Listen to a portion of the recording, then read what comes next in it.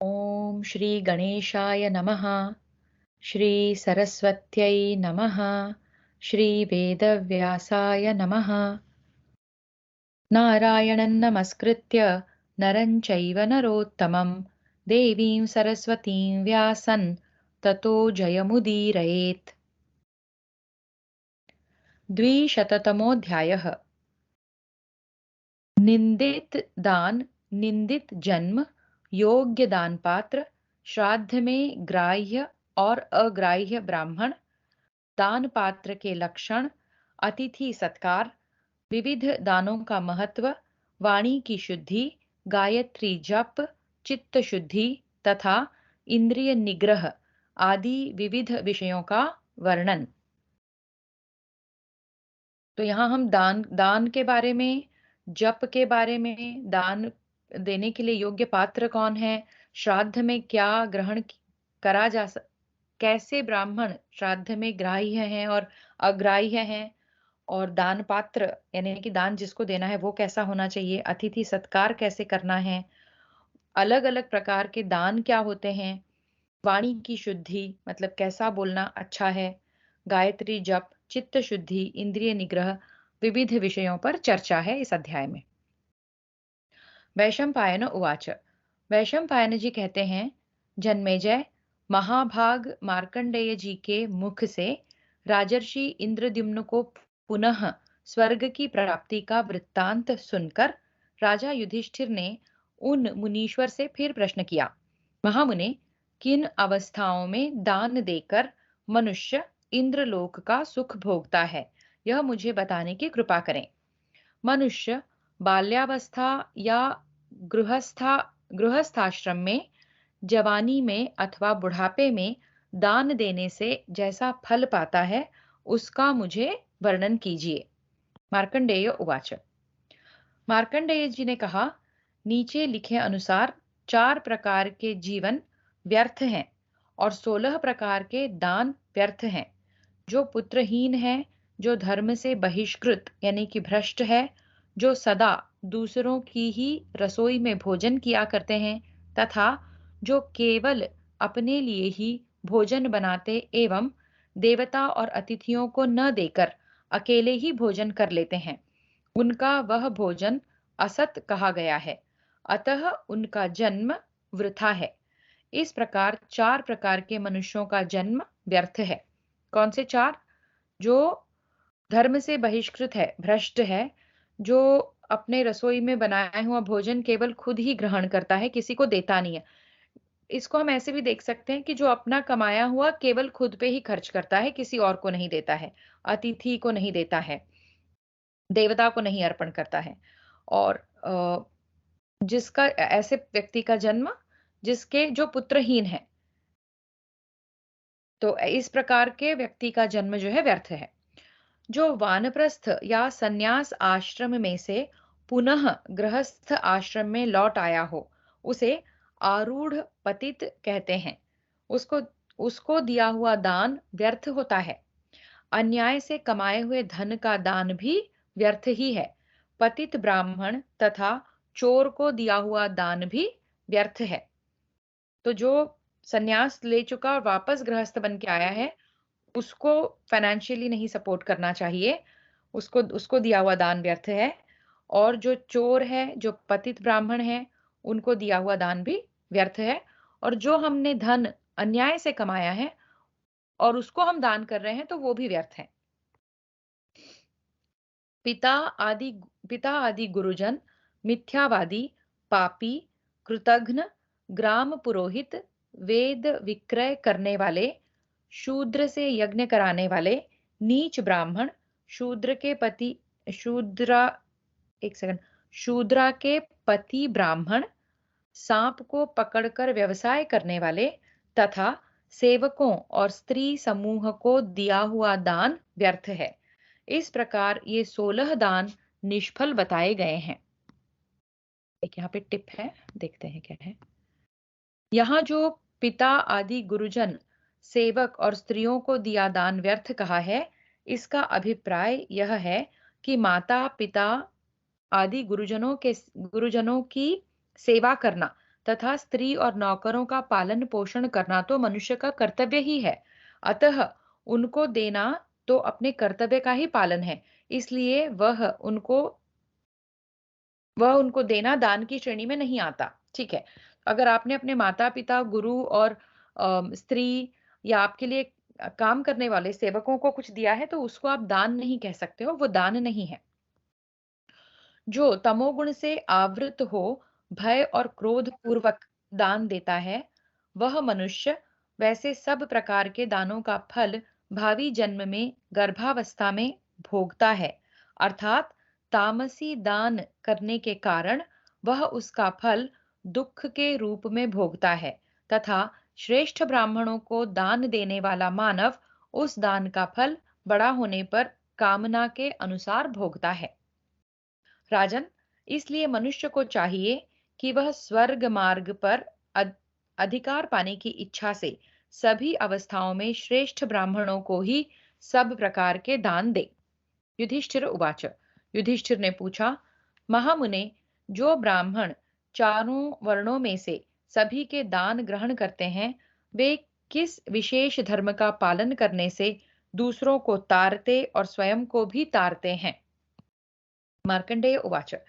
मार्कंडेय जी ने कहा, राजन, ब्राह्मण जप, मंत्र पाठ, होम, स्वाध्याय और वेदाध्ययन के द्वारा वेदमयी नौका का निर्माण करके दूसरों को भी तराते हैं और स्वयं भी तर जाते हैं।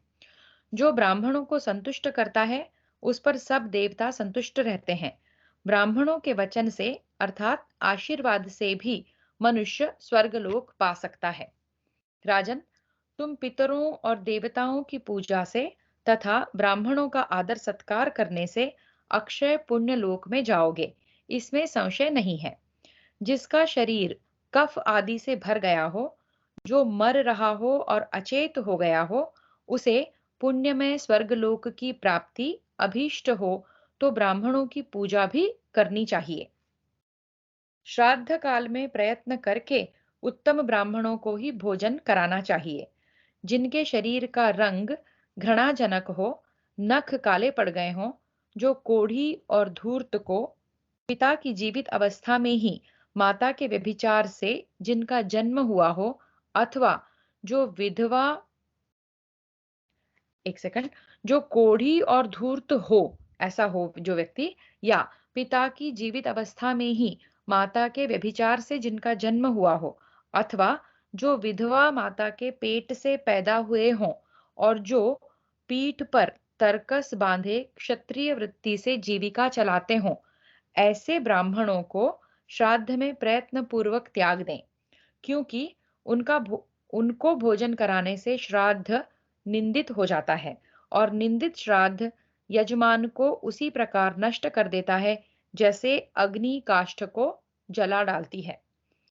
तो हम श्राद्ध में जिन ब्राह्मण को भोजन कराते हैं, उनको अ, जो जो इन इन नियमों के हिसाब से उचित ब्राह्मण कहे गए हैं, वैसे ही ब्राह्मणों का हमको चयन करना चाहिए। किंतु अंधे, गूंगे, बहरे आदि जिन जिन ब्राह्मणों को श्राद्ध में वर्जित बताया गया है, उन सब को वेद पारंगत ब्राह्मणों के साथ श्राद्ध में सम्मिलित किया जा सकता है।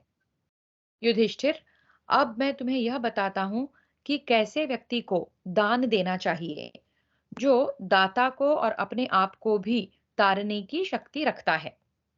संपूर्ण शास्त्रों का ज्ञाता मानव उसी ब्राह्मण को दान दे जो दाता का तथा अपना भी संसार सागर से उद्धार कर सके, वही शक्तिशाली ब्राह्मण है। कुंती नंदन, अतिथियों को भोजन कराने से अग्निदेव जितने संतुष्ट होते हैं, उतना संतोष उन्हें भविष्य का हवन करने तथा पुष्प और चंदन चढ़ाने से भी नहीं होता। अतिथियों को भोजन कराने से अग्निदेव जितने संतुष्ट होते हैं, तो अग्निदेव कब प्रसन्न होते हैं? जब आपने अतिथियों को भोजन कराया हो। और वो संतुष्टि उनकी, अगर आपने उनको हवन में पुष्प और चंदन चढ़ाया है, उससे भी अधिक है। इसलिए तुम सभी उपायों से अतिथियों को भोजन देने का प्रयत्न करो। राजन, जो लोग अतिथि को चरण धोने के लिए जल, पैर में मलने के लिए तेल उजाले के लिए दीपक, भोजन के लिए अन्न तथा रहने के लिए स्थान देते हैं, वे कभी यमराज के यहाँ नहीं जाते। मतलब उनको मृत्यु का भय नहीं होता।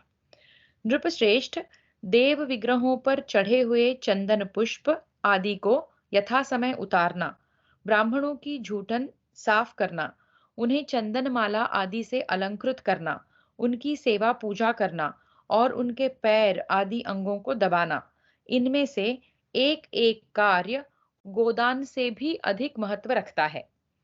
कपिला गौ का दान करने से मनुष्य निस्संदेह सब पापों से मुक्त हो जाता है। इसलिए कपिला गौ को अलंकृत करके ब्राह्मण को दान करना चाहिए।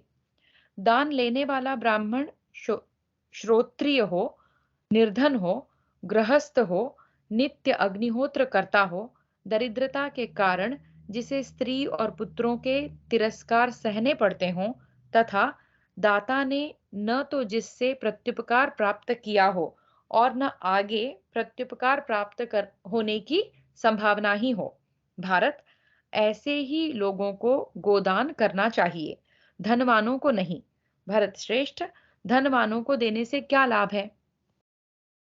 एक गौ एक ही ब्राह्मण को देनी चाहिए, बहुतों को कभी नहीं, क्योंकि एक ही गौ यदि बहुतों को दी गई तो वे उसे बेचकर उसकी कीमत बांट लेंगे। दान की हुई गौ यदि बेच दी गई तो वह दाता की 3 पीढ़ियों को हानि पहुंचाती है। वह न तो दाता को ही पार उतारती है और न ही ब्राह्मण को। जो उत्तम वर्ण वाले विशुद्ध ब्राह्मण को सुवर्ण दान करता है, उसे निरंतर 100 सुवर्ण मुद्राओं के दान का फल प्राप्त होता है। जो लोग कंधे पर जुआ उठाने में समर्थ बलवान बैल ब्राह्मणों को दान करते हैं, वे दुख और संकटों से पार होकर स्वर्ग लोक में जाते हैं।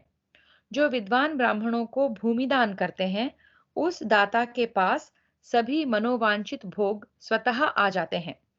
यदि कोई रास्ते के थके मांदे दुबले पतले पथिक धूल भरे पैरों से भूखे प्यासे आ जाएं और पूछें कि क्या यहाँ कोई भोजन देने वाला है, उस समय उन्हें जो विद्वान अन्न मिलने का पता बता देता है, वह भी अन्नदाता के समान ही कहा जाता है, इसमें संशय नहीं है।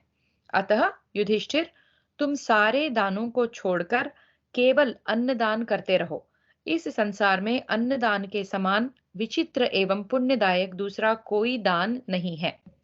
जो अपनी शक्ति के अनुसार अच्छे ढंग से तैयार किया हुआ भोजन ब्राह्मणों को अर्पित करता है, वह उस पुण्य कर्म के प्रभाव से प्रजापति के लोक में जाता है।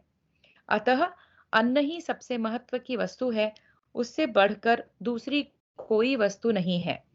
वेदों में अन्नों को प्रजापति कहा गया है। प्रजापति संवत्सर माना गया है। संवत्सर यज्ञ रूप है और यज्ञ में सबकी स्थिति है। यज्ञ से समस्त चराचर प्राणी उत्पन्न होते हैं, अतः अन्न ही सब पदार्थों से श्रेष्ठ है। यह बात सर्वत्र प्रसिद्ध है। जो लोग अगाध जल से भरे हुए तालाब और पोखरे खुदवाते हैं, बावली कुएं तथा धर्मशालाएं तैयार करते हैं, अन्न का दान करते और मीठी बातें बोलते हैं, उन्हें यमराज की बात भी नहीं सुननी पड़ती है।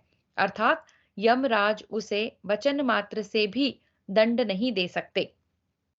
जो अपने परिश्रम से उपार्जित और संचित किया हुआ धन धान्य सुशील ब्राह्मणों को दान करता है, उसके ऊपर वसुधा देवी अत्यंत संतुष्ट होती और उसके लिए धन की धारा सी बहाती हैं। अन्नदान करने वाले पुरुष पहले स्वर्ग में प्रवेश करते हैं, उसके बाद सत्यवादी अन्नदान करने वाले पुरुष पहले स्वर्ग में प्रवेश करते हैं, उसके बाद सत्यवादी जाता है, फिर बिना मांगे ही दान देने वाला पुरुष जाता है। इस प्रकार ये तीनों पुण्यात्मा मानव ये मानव समान गति को प्राप्त होते हैं। अन्नदान का सबसे बड़ा महत्व है। वैशंपायन उवाच। वैशंपायन जी कहते हैं, जन्मेजय, तदनंतर भाइयों सहित धर्मराज युधिष्ठिर के मन में बड़ा कौतूहल हुआ और उन्होंने महात्मा मार्कंडेय जी से पुनः इस प्रकार प्रश्न किया। महामुने, इस मनुष्य लोक से यमलोक कितनी दूर है, कैसा है, कितना बड़ा है और किस उपाय से मनुष्य वहां के संकटों से पार हो सकते हैं, ये मुझे बतलाइए। मार्कंडेय उवाच। मार्कंडेय जी ने कहा, धर्मात्माओं में श्रेष्ठ युधिष्ठिर, तुमने ऐसे विषय के लिए प्रश्न किया है जो सबसे अधिक गोपनीय, पवित्र, धर्मसम्मत तथा ऋषियों के लिए भी आदरणीय है। सुनो, मैं इस विषय का वर्णन करता हूं। महाराज, मनुष्य लोक और यमलोक के मार्ग में 86,000 योजनों का अंतर है। 86,000 योजन, योजन ये जो भी यूनिट है, इतना अंतर है मनुष्य लोक और यमलोक में। उसके मार्ग में जल रहित शून्य आकाश मात्र है। वह देखने में बड़ा भयानक और दुर्गम है। वहां न तो वृक्षों की छाया है, न पानी है और न कोई ऐसा स्थान ही है जहां रास्ते का थका मांदा जीव क्षण भर भी विश्राम कर सके। यमराज की आज्ञा का पालन करने वाले यमदूत इस पृथ्वी पर आकर यहाँ के पुरुषों, स्त्रियों तथा अन्य जीवों को बलपूर्वक पकड़ ले जाते हैं। राजन, जिनके द्वारा यहाँ ब्राह्मणों को नाना प्रकार के अश्व आदि वाहनों का उत्कृष्ट दान दिया गया है, वे उस मार्ग पर उन्हीं वाहनों द्वारा सुख से यात्रा करते हैं। छत्रदान करने वाले मनुष्य वहां प्राप्त हुए छत्र के द्वारा ही धूप का निवारण करते हुए चलते हैं। अन्नदान करने वाले जीव वहां भोजन से तृप्त होकर यात्रा करते हैं, किंतु जिन्होंने अन्नदान नहीं किया है वे भूख का कष्ट सहते हुए चलते हैं। वस्त्र देने वाले लोग कपड़े पहनकर जाते हैं और जिन्होंने वस्त्र दान नहीं किया है उन्हें नंगे होकर जाना पड़ता है। सुवर्ण का दान करने वाले मनुष्य उस मार्ग पर नाना प्रकार के आभूषणों से विभूषित हो बड़े सुख से यात्रा करते हैं। भूमि का दान करने वाले दाता संपूर्ण मनोवांछित भोगों से तृप्त हो वहां बड़े आनंद से जाते हैं। खेत में लगी हुई खेती दान करने वाले मनुष्य बिना किसी कष्ट के जाते हैं। गृह दान करने वाले मानव विमानों पर बैठकर अत्यंत सुख सुविधा के साथ जाते हैं। जिन्होंने जल दान किया है उन्हें प्यास का कष्ट नहीं भोगना पड़ता। वे लोग प्रसन्न चित्त होकर वहां जाते हैं। दीपदान करने वाले मनुष्य उस मार्ग को प्रकाशित करते हुए सुख से यात्रा करते हैं। गोदान करने वाले मनुष्य सब पापों से मुक्त हो सुखपूर्वक जाते हैं। 1 मास तक उपवास व्रत करने वाले लोग हंस जुते हुए विमानों द्वारा यात्रा करते हैं। जो लोग छठी रात तक उपवास करते हैं वे मोर जुते हुए विमानों द्वारा जाते हैं। पांडुनंदन, जो लोग एक बार भोजन करके उसी पर 3 रात काट ले जाते हैं और बीच में भोजन नहीं करते, उन्हें रोग शोक से रहित पुण्य लोक प्राप्त होता है। जलदान करने का प्रभाव अत्यंत अलौकिक है। वह परलोक में सुख पहुंचाने वाला है।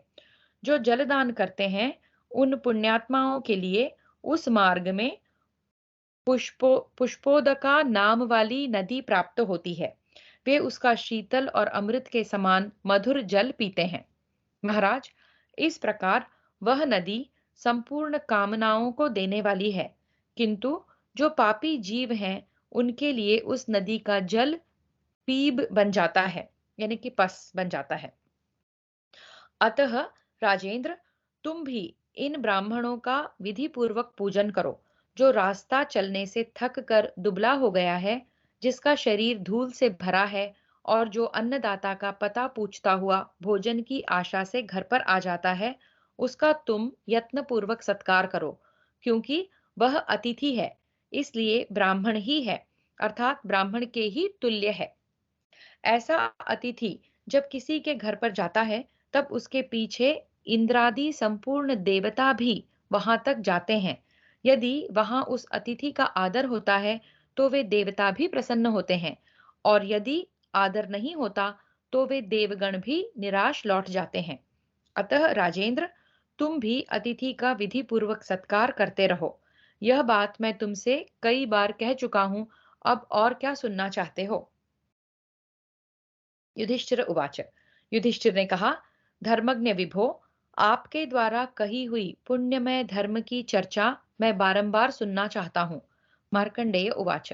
मार्कंडेय जी बोले, राजन, अब मैं धर्म संबंधी दूसरी बातें बता रहा हूँ, जो सदा सब पापों का नाश करने वाली हैं। तुम सावधान होकर सुनो। भरत श्रेष्ठ, ज्येष्ठ पुष्कर तीर्थ में कपिला गौदान करने से जो फल मिलता है, वही ब्राह्मणों का चरण धोने से प्राप्त होता है। ब्राह्मणों के चरण पखारने के जल से जब तक पृथ्वी भीगी रहती है, तब तक पितर लोग कमल के पत्ते से जल पीते हैं। ब्राह्मण का स्वागत करने से अग्नि, उसे आसन देने से इंद्र, उसके पैर धोने से पितर और उसको भोजन के योग्य अन्न प्रदान करने से ब्रह्मा जी तृप्त होते हैं। गर्भिणी गौ जिस समय बच्चा दे रही हो और उस बछड़े का केवल मुख तथा दो पैर ही बाहर निकले दिखाई देते हों, उसी समय पवित्र भाव से प्रयत्न पूर्वक उस गौ का दान कर देना चाहिए। जब तक बछड़ा योनि से निकलते समय आका जब तक बछड़ा योनि से निकलते समय आकाश में ही लटकता दिखाई दे, जब तक गाय अपने बछड़े को पूर्णतः योनि से अलग न कर दे, तब तक उस गौ को पृथ्वी पर ही समझना चाहिए। युधिष्ठिर, उसका दान करने से उस गौ तथा बछड़े के शरीर में जितने रोए होते हैं, उतने हजार युगों तक दाता स्वर्ग लोक में प्रतिष्ठित होता है। भारत, जो सोने की नाक और सुंदर चांदी के खुरों से विभूषित, सब प्रकार के रत्नों से अलंकृत काली गौ को तिलों से प्रच्छादित करके उसका दान करता है, और जो उस दान को लेकर पुनः किसी दूसरे श्रेष्ठ पुरुष को अर्पित कर देता है, वह सर्वोत्तम फल का भागी होता है। उस गौ के दान से समुद्र, गुफा, पर्वत, वन और काननों सहित चारों दिशाओं की भूमि के दान का पुण्य प्राप्त होता है, इसमें संशय नहीं है। जो द्विज अपने हाथों को घुटनों के भीतर किए मौन भाव से पात्र में एक हाथ लगाए रखकर भोजन करता है, वह अपने को और दूसरों को तारने में समर्थ होता है। फिर से देखते हैं। जो द्विज यानी कि जो ब्राह्मण अपने हाथों को घुटने के भीतर किए मौन भाव से पात्र में एक हाथ लगाए रखकर भोजन करता है, वह अपने को और दूसरों को तारने में समर्थ होता है। जो मदिरा नहीं पीते, जिन पर किसी प्रकार का दोष नहीं लगाया गया है, तथा जो अन्य द्विज विधि पूर्वक वेदों की संहिता का पाठ करते हैं, वे सदा दूसरों को तारने में समर्थ होते हैं। हव्य यानी कि यज्ञ और कव्य यानी कि श्राद्ध की जितनी भी वस्तुएं हैं, श्रोत्रिय ब्राह्मण उन सब को पाने का अधिकारी है। श्रेष्ठ श्रोत्रिय को दिया हुआ दान उतना ही सफल होता है, जैसे प्रज्वलित अग्नि में दी हुई आहुति। ब्राह्मणों का क्रोध ही अस्त्र शस्त्र है। ब्राह्मण लोहे के हथियारों से नहीं लड़ा करते हैं। जैसे हाथ में वज्र होना चाहिए, हाथ में वज्र लिए हुए इंद्र असुरों का संहार कर डालते हैं, उसी प्रकार ब्राह्मण क्रोध से ही अपराधी को नष्ट कर देते हैं। निष्पाप युधिष्ठिर, यह मैंने धर्मयुक्त कथा कही है। इसे सुनकर नैमिषारण्य निवासी मुनि बड़े प्रसन्न हुए थे। राजन, इस कथा को सुनकर मनुष्य शोक, भय, क्रोध और पाप से रहित हो फिर उस संसार में जन्म नहीं लेते हैं फिर इस संसार में जन्म नहीं लेते हैं। युधिष्ठिर उवाच। युधिष्ठिर ने पूछा, धर्मात्माओं में श्रेष्ठ महाप्राज्ञ महर्ष, वह शौच क्या है जिससे ब्राह्मण सदा शुद्ध बना रहता है? मैं उसे जानना चाहता हूँ। मार्कंडेय उवाच। मार्कंडेय जी ने कहा, राजन, शौच 3 प्रकार का होता है। वाक शौच, वाणी की पवित्रता, कर्म शौच, क्रिया की पवित्रता, तथा जल शौच, जल से शरीर की शुद्धि। जो इस 3 प्रकार के शौच से संपन्न है, वह स्वर्ग लोक का अधिकारी है, इसमें संशय नहीं है। तो बोलना शुद्ध, पवित्र बोलना है, अच्छा बोलना है, कर्म पवित्र होने चाहिए और अपने आप अपने शरीर को शुद्ध रखना है। ये 3 तरह के शौच हैं। शौच यानी शुद्धता। और ऐसा जो रहता है, ऐसा जो व्यक्ति है, वो स्वर्गलोक का अधिकारी है। जो ब्राह्मण प्रातः और सायं इन इन दोनों समय की संध्या और सबको पवित्र करने वाली वेद माता गायत्री देवी के मंत्र का जप करता है, वह ब्राह्मण उन्हीं गायत्री देवी की कृपा से परम पवित्र और निष्पाप हो जाता है। वह समुद्र पर्यंत सारी पृथ्वी का भी दान ग्रहण कर ले तो भी किसी संकट में नहीं पड़ता। वह समुद्र पर्यंत सारी पृथ्वी का भी दान ग्रहण कर ले तो भी किसी संकट में नहीं पड़ता। इतना ही नहीं, आकाश के सूर्य आदि ग्रहों में से जो कोई भी उसके लिए भयंकर होते हैं, वे उपर्युक्त गायत्री जप के प्रभाव से उसके लिए सदा सौम्य, सुखद एवं परम मंगलकारी हो जाते हैं। भयंकर रूप और विशाल शरीर वाले समस्त क्रूर कर्मा मांसभक्षी राक्षस भी गायत्री जप परायण उस श्रेष्ठ द्विज पर आक्रमण नहीं करते। वे संध्योपासक ब्राह्मण प्रज्वलित अग्नि के समान तेजस्वी होते हैं। पढ़ने, यज्ञ कराने अथवा दूसरे से दान लेने के कारण भी उन्हें दोष नहीं छू सकता, क्योंकि वे उनकी जीविका के कर्म हैं। ब्राह्मण अच्छी तरह वेद पढ़े हों या न पढ़े हों, उत्तम संस्कारों से युक्त हों या प्राकृत मनुष्यों की भांति संस्कार शून्य हों, उनका अपमान नहीं करना चाहिए, क्योंकि वे राख में छिपी हुई अता के समान हैं। जैसे प्रज्वलित अग्नि श्मशान में से श्मशान जैसे प्रज्वलित अग्नि श्मशान में भी दूषित नहीं होती, उसी प्रकार ब्राह्मण विद्वान हो या अविद्वान, उसे महान देवता ही मानना चाहिए।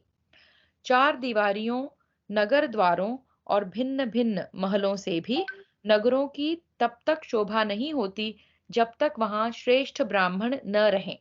राजन, वेदज्ञ, सदाचारी, ज्ञानी और तपस्वी ब्राह्मण जहां निवास करते हों, उसी का नाम नगर है। नगर किसे कहेंगे? जो पूरी तरह से सही मायने में नगर है, जहां वेदज्ञ, सदाचारी, ज्ञानी और तपस्वी ब्राह्मण जहां निवास करते हैं, उसी को नगर कहेंगे। कुंती नंदन, व्रज गौओं के रहने का स्थान, जिसको हम ब्रज भी कहते हैं, हो या वन जहां बहुश्रुत विद्वान रहते हों, उसे नगर कहा गया है। वह तीर्थ भी माना गया है। जहां गौओं के रहने का स्थान है, अम, या वन या बहुश्रुत विद्वान रहते हों, उसे नगर कहा गया है। वह तीर्थ भी माना गया है। प्रजा की रक्षा करने वाले राजा और तपस्वी ब्राह्मण के पास जाकर उनकी सेवा पूजा करके मनुष्य तत्काल सब पापों से मुक्त हो जाता है। पुण्य तीर्थों में स्नान, पवित्र मंत्रों का कीर्तन और श्रेष्ठ पुरुषों से वार्तालाप, इन सब को विद्वान पुरुषों ने उत्तम बताया है। सत्संग से पवित्र किए हुए वाणी के सुंदर संभाषण रूप जल से अभिषिक्त श्रेष्ठ पुरुष अपने को सदा पवित्र हुआ मानते हैं। त्रिदंड धारण करना, मौन रखना, सिर पर जटा का बोझ ढोना, मुंड मुंडाना, शरीर में वलकल और मृग चर्म लपेटे रहना, व्रत का आचरण करना, नहाना, अग्निहोत्र करना, वन में रहना और शरीर को सुखा देना, ये सभी यदि भाव शुद्ध न हो तो व्यर्थ हैं। राजेंद्र, चक्षु आदि इंद्रियों के आहार को छोड़ देना कठिन नहीं है, क्योंकि इंद्रियों के छहों विषयों का उपभोग न करने से वह अपने आप सुगमता से हो जाता है, परंतु उनमें से मन बड़ा विकारी है। इस कारण भाव की शुद्धि के बिना उसको वश में करना अत्यंत दुष्कर है। जो मन, वाणी, क्रिया और बुद्धि के द्वारा कभी पाप नहीं करते हैं, वे ही महात्मा तपस्वी हैं। शरीर को सुखा देना ही तपस्या नहीं है। जिसने व्रत, उपवास आदि के द्वारा शरीर को तो शुद्ध कर लिया और जो नाना प्रकार के पाप कर्म भी नहीं करता, किंतु जिसके मन में अपने कुटुंबी जनों के प्रति दया नहीं आती, उसकी वह निर्दयता उसके तप का नाश कर देने वाली है। केवल भोजन छोड़ देने का ही नाम तपस्या नहीं है। जो निरंतर घर पर रहकर भी पवित्र भाव से रहता है, सद्गुणों से विभूषित होता है और जीवन भर सब प्राणियों पर दया रखता है, उसे मुनि ही समझना चाहिए। वह संपूर्ण पापों से मुक्त हो जाता है। भोजन छोड़ने आदि से पाप कर्मों का शोधन हो जाता हो, ऐसी बात नहीं है। हाँ, भोजन त्याग देने से यह रक्त मांस से लिपा हुआ शरीर अवश्य क्षीण हो जाता है। शास्त्रों द्वारा जिनका विधान नहीं किया गया है, ऐसे कार्य करने से केवल क्लेश ही हाथ लगता है। उनसे पाप नष्ट नहीं किए जा सकते। अग्निहोत्र आदि शुभ कर्म भाव शून्य अर्थात श्रद्धा रहित मनुष्य के पाप कर्मों को दग्ध नहीं कर सकते। मनुष्य पुण्य के प्रभाव से ही उत्तम गति को प्राप्त होते हैं। उपवास भी पुण्य से अर्थात निष्काम भाव से ही शुद्धि का कारण होता है। बिना शुद्ध भाव के केवल फल मूल खाने, मौन रहने, हवा पीने, सिर मुंडाने, एक स्थान पर कुटी बनाकर रहने, सिर पर जटा रखाने, वेदी पर सोने, नित्य उपवास, अग्नि सेवन, जल प्रवेश तथा भूमि शयन करने से भी शुद्धि नहीं होती है। भाव शुद्धि अत्यंत आवश्यक है। मन को पवित्र करना अत्यंत आवश्यक है। केवल कर्मकांडी नहीं हो सकते आप।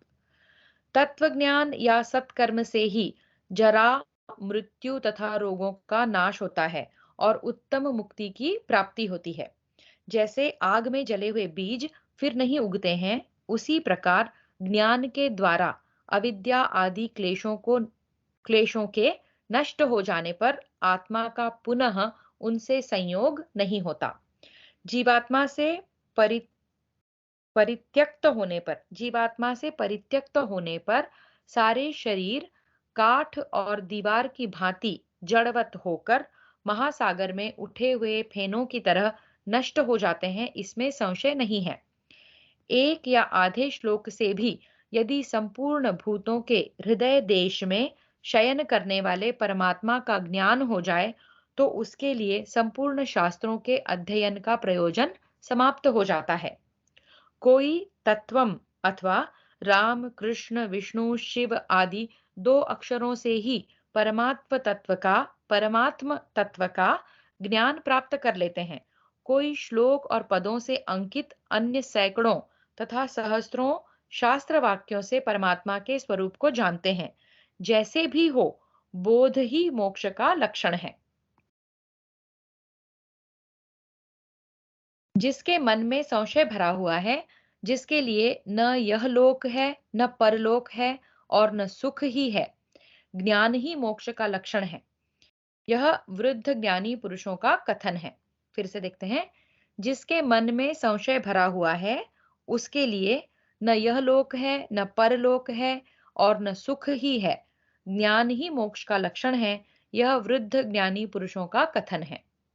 जब मनुष्य वेदों के वास्तविक प्रयोजन को जान जाता है, तब वह वेद वेत्ता मानव कर्म विधायक समस्त वेदों से उसी प्रकार उपरत हो जाता है, जैसे मनुष्य दावानल से हट जाते हैं। प्रणव से संबंध रखने वाले परमात्म तत्व को यदि तुम युक्ति पूर्वक अर्थात निस्संदेह भाव से समझना चाहते हो, तो कोरा तर्कवाद छोड़कर श्रुति तथा स्मृति के वचनों का आश्रय लो। क्योंकि जो उपर्युक्त साधना का आश्रय नहीं लेता, उसकी बुद्धि तत्व का निश्चय करने में समर्थ नहीं हो सकती। इसलिए जानने योग्य परमात्म तत्व का ज्ञान वेदों के द्वारा ही यत्न पूर्वक प्राप्त करना चाहिए।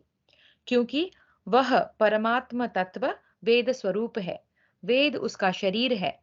उस परमात्म तत्व को सहज भाव से प्राप्त करने में वेद हेतु हैं। यह जीवात्मा स्वयं समर्थ नहीं है, क्योंकि वह तत्व वेद्य का भी वेद्य है, अर्थात जानने में बड़ा ही गहन है। देवताओं की आयु और कर्मों का शुभाशुभ फल आदि बातें वेद में कही गई है। उसके अनुसार ही देहधारियों का प्रभाव संसार में प्रत्येक युग में फलित होता है। अतः मनुष्य को इंद्रियों की शुद्धि के द्वारा इन विषय भोगों को त्याग देना चाहिए। यह इंद्रियों की निर्मलता और निरोध से होने वाला अनशन यानी कि विषयों का अग्रहण दिव्य होता है। तप से स्वर्गलोक में जाने का सौभाग्य प्राप्त होता है। दान से भोगों की प्राप्ति होती है। ज्ञान से मोक्ष मिलता है, यह जानना चाहिए, तथा तीर्थ स्नान से पापों का क्षय हो जाता है। फिर से देख लेते हैं इसको। तप से स्वर्गलोक में जाने का सौभाग्य प्राप्त होता है। दान से भोगों की प्राप्ति होती है। ज्ञान से मोक्ष मिलता है, यह जानना चाहिए, तथा तीर्थ स्नान से पापों का क्षय हो जाता है। वैशंपायन उवाच। वैशंपायन जी कहते हैं, जन्मेजय, मार्कंडेय जी के ऐसा कहने पर महायशस्वी युधिष्ठिर बोले, भगवन, अब मैं दान की उत्तम एवं प्रधान विधि जानना सुनना चाहता हूँ। मार्कंडेय उवाच। मार्कंडेय जी ने कहा, महाराज युधिष्ठिर, तुम मुझसे जिस दान धर्म को सुनना चाहते हो वह गौरवयुक्त होने के कारण मुझे सदा ही प्रिय है। श्रुतियों स्मृतियों में जो दान के रहस्य बताए गए हैं उनका वर्णन सुनो। युधिष्ठिर, गुरुवार को अमावस्या के योग में पीपल के वृक्ष की छाया को गजत छाया पर्व कहते हैं। गजत छाया पर्व में जहां पीपल के पत्तों की हवा लगती हो, उस प्रदेश में जल के समीप जो श्राद्ध किया जाता है वह 1 लाख कल्पों तक नष्ट नहीं होता। जो जीविका के लिए रांधा हुआ अन्न का दान करता है वह स्वर्ग लोक में प्रतिष्ठित होता है। जो आश्रय की खोज करने वाले राहगीर अतिथि को ठहरने के लिए जगह दे वह संपूर्ण यज्ञों का अनुष्ठान पूर्ण कर लेता है। पूर्व की ओर बहने वाली नदी का प्रवाह जहां पश्चिम की ओर मुड़ गया हो वह प्रतिस्रोत तीर्थ कहलाता है। उसमें किया हुआ उत्तम अश्वों का दान अक्षय पुण्य को देने वाला होता है। अन्न के लिए विचरने वाले अतिथि रूपी इंद्र को यदि भोजन से संतुष्ट किया जाए तो वह भी अक्षय पुण्य का जनक होता है। नदियों के महान प्रवाह में ग्रहण के समय ब्राह्मणों को दिए हुए दधिमंड तथा पूर्वोक्त पदार्थ भी अक्षय पुण्य की प्राप्ति कराने वाले होते हैं। इसी प्रकार नदियों के महान प्रवाह में स्नान करने वाला पुरुष बड़े बड़े पापों से मुक्त हो जाता है। पर्व के अवसर पर दिया हुआ दान दुगुना तथा ऋतु आरंभ होने के समय दिया हुआ दान 10 गुना पुण्यदायक होता है। उत्तरायण या दक्षिणायन आरंभ होने के दिन विषुव योग यानी कि तुला और मेष की संक्रांति में, मिथुन, कन्या, धनु और मीन की संक्रांतियों में तथा चंद्र ग्रहण और सूर्य ग्रहण के अवसर पर दिया हुआ दान अक्षय बताया गया है। विद्वान पुरुष ऋतु प्रारंभ होने के दिन दिए हुए दान को 10 गुना तथा अयन आदि के दिन 100 गुना बताते हैं। इसी प्रकार ग्रहण के दिन दिए हुए दान का फल सहस्र गुना होता है और विशुभ योग में दान करने से मनुष्य उसके अक्षय पुण्य फल का उपभोग करता है। राजन, जिसने भूमि दान नहीं किया है वह परलोक में पृथ्वी का उपभोग नहीं कर सकता। जिसने सवारी का दान नहीं किया है वह सवारी पर चढ़कर नहीं जा सकता। उस इस जन्म में मनुष्य जिन जिन पदार्थों का ब्राह्मणों को दान करता है, भावी जन्म में वह उन उन पदार्थों को उपभोग के लिए पाता है। सुवर्ण अग्नि की प्रथम संतान है। भूमि भगवान विष्णु की पत्नी है तथा गौएं भगवान सूर्य की कन्याएं हैं। अतः जो कोई सुवर्ण, गौ और पृथ्वी का दान करता है उसके द्वारा तीनों लोकों का दान संपन्न हो जाता है। त्रिलोकी में दान से बढ़कर शाश्वत पुण्यदायक कर्म दूसरा पहले कभी नहीं हुआ। अब कैसे हो सकता है? इसलिए उत्तम बुद्धि वाले पुरुष संसार में दान को ही सर्वोत्कृष्ट पुण्य कर्म बताते हैं। इस प्रकार श्री महाभारत वन पर्व के अंतर्गत मार्कंडेय समास्या पर्व में दान महात्म्य विषयक 200वां अध्याय पूरा हुआ। हरि ओम।